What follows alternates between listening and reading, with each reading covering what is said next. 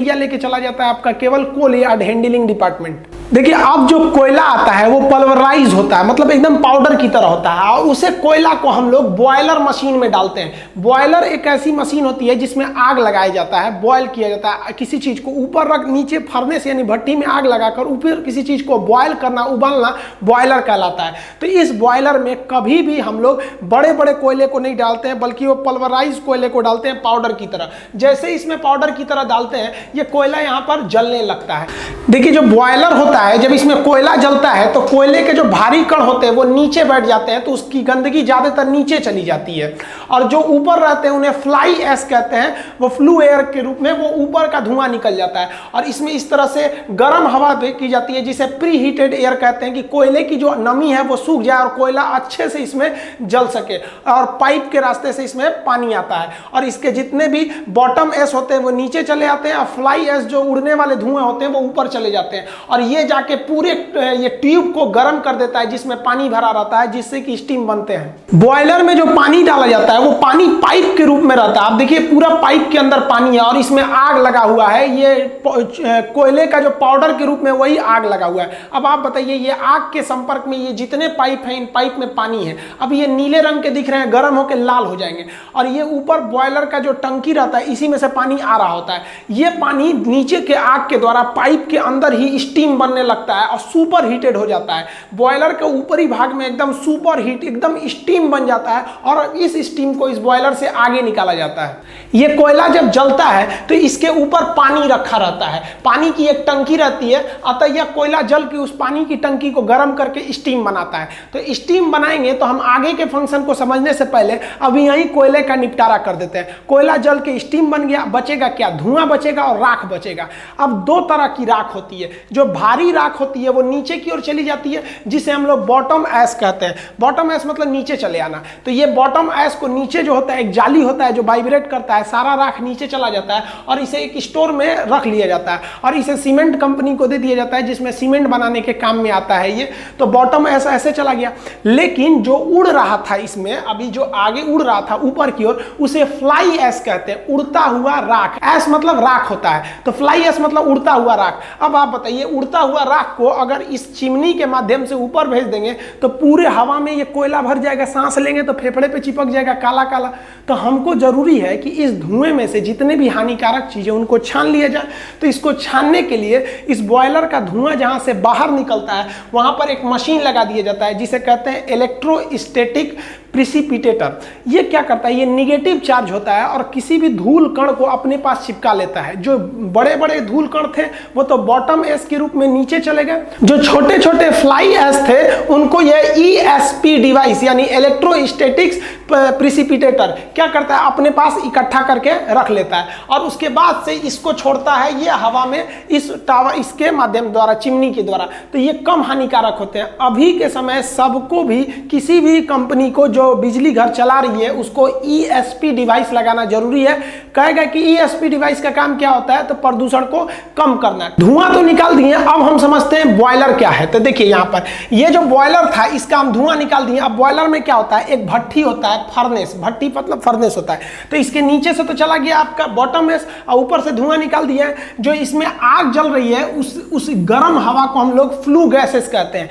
ये flue gas क्या होती है? पानी को खौलाती है। अब आपको लगेगा यहां से यहां तक एक बड़ा सा टंकी रहता है, गलत बात है। ये टंकी नहीं रहता है, बल्कि इसमें छोटे छोटे पाइप रहते हैं और उस पाइप में पानी आया रहता है। अब ये पाइप जो होते हैं छोटे छोटे रहते हैं, पतले पतले, इसलिए पानी का एरिया कम रहता है, वो चारों ओर से गर्म हो जाते हैं। और एक पाइप दूसरे पाइप से टच में नहीं रहता है, ऐसे लटका रहता है, उसके चारों ओर आग रहती है, तो ये बहुत ही जल्दी गर्म हो जाता है। नीचे का एरिया गर्म होता है, ऊपर में तो एकदम ये सुपर हीट हो जाता है पानी। अब ये पानी आता कहां से? तो पानी नीचे के रास्ते से आता है, ऐसे चढ़ाया जाता है, इसको नीचे से पाइप से चढ़ाया जाता है। जानबूझ के इसको टच करके चढ़ाया जाता है ताकि ये जब जलने के लिए जाए, खोलने के लिए जाए, तो उससे पहले ही ये यहाँ इसके संपर्क में आ जाए, और यहाँ संपर्क में आने से पहले ही थोड़ा और गर्म हो जाए। तो पानी को मेन बॉयलर में जाने से पहले ही इस आग के संपर्क में लाकर थोड़ा सा गर्म करने से हमें इकोनॉमिकली थोड़ा ज्यादा फायदा होता है। इसलिए यहाँ बने टंकी को हम इकोनोमाइज इकोनोमाइजर के नाम से जानते हैं। ये किसी भी पानी को खौलने से पहले ही थोड़ा गर्म कर देता है। ये मान लीजिए ना, आप एकदम ठंडा पानी को गर्म करेंगे, उससे अच्छा है कि आप थोड़ा सा गर्म पानी उसे और गर्म कर देंगे, तो ये थोड़ा सा पहले ही गर्म कर देता है इकोनोमाइजर। इकोनोमाइजर को अलग से हीट देने की जरूरत नहीं पड़ती है, ये फर्नेस जो भट्टी है इसी के हीट के संपर्क में आके पहले ही गर्म कर लेता है ताकि यहाँ पे गर्म हो जाए। और इसके एकदम टॉप वाले भाग में ये जो होता है एकदम खौल जाता है, जिसे सुपर हीट कहते हैं। आप ये देखेंगे ये बाहर से इसका शकल है, अब ये सुपर हीट हो गया, अब ये स्टीम बन गया है। स्टीम बन के नीचे लाया जाएगा, वो बहुत ही गर्म भाप बन गया है। अब ये स्टीम इस रास्ते से नीचे आएगा, देखिए यहाँ स्टीम के लिए पाइप दिख रहा है, अब ये स्टीम नीचे आएगा। स्टीम में कितना दम होता है सोचिए, कुकर का जो ऊपर का ढक्कन उठ जाता है, सीटी उठ जाता है, वो स्टीम के बदौलत। तो इतने छोटे से कुकर में, कुकर भी एक तरह से क्या है, बॉयल करता है, किसी भी पानी को गर्म करके बॉयल करता है, उबालता है। तो कुकर भी एक तरह का बॉयलर ही है, वो छोटा सा बॉयलर है। तो सोचिए इतना छोटे बॉयलर में ये हाल है, इतना बड़का बॉयलर से अगर जो स्टीम निकलेगा उसका कितना भयानक पावर होगा। अब इसी स्टीम को ले जाएंगे नचाने के लिए टरबाइन को, और टरबाइन नचेगा तो बिजली उत्पन्न होगा। देखिए टरबाइन जो होते हैं ना, वो एक पंखा होता है, ये कई पंखों के एक समूह होते हैं जिसे हम टरबाइन कहते हैं। टरबाइन भी कई तरह के होते हैं, high pressure turbine, intermediate pressure turbine, low pressure turbine. मतलब जो भाप आ रहा है वो इसे नचाएगा, इस टरबाइन को, इस पे ब्लेड लगे रहते हैं। देखिए ये है टरबाइन का शेप, इस पर से हाई प्रेशर का जो आता है आपका स्टीम, उस स्टीम को बहुत ही तेजी से गुजारा जाता है। इतना गर्म होता है वो, और इतना ज्यादा प्रेशर होता है कि वो इसको नचाने लगता है, और ये नचाना चालू करता है एक साइड से। तो देखिए जैसे स्टीम आया होगा तो शुरुआत में गर्म होगा, थोड़ा और जाएगा तो थोड़ा और ठंडा होगा, आगे जाएगा तो और ठंडा होगा। तो इसके एक हिस्सा को कहते हैं हाई प्रेशर टरबाइन। जब स्टार्ट करता है तब वहां बहुत ही ज्यादा गर्म रहता है, आगे जाएगा तो थोड़ा और ठंडा होगा स्टीम, तो इसे कहते हैं हम लोग इंटरमीडिएट टरबाइन। आगे गया तो लो प्रेशर टरबाइन, मतलब एकदम आगे जाने पर लो हो जाता है। तो टरबाइन घूमता है। यही टरबाइन जो होता है ये पूरे पावर प्लांट का हार्ट, हृदय कहा जाता है। इसे घुमाने के लिए स्टीम की जरूरत पड़ती है। तो अभी तक जो बना रहे थे हम लोग स्टीम कोयला से, वो केवल और केवल इसी टरबाइन को घुमाने के लिए। लेकिन एक समस्या सोचिए, ये खुले हुए टरबाइन पर अगर स्टीम मारेंगे तो भाप तो बिखर जाएगा, उतना प्रेशर नहीं लगा पाएगा। तो इसको क्या किया जाता है ना, ढक दिया जाता है। जैसे ये टरबाइन है ना, तो इसको चारों ओर से ढक दिया जाता है, इसका एक प्लेट से ऐसे ढक दिया जाएगा।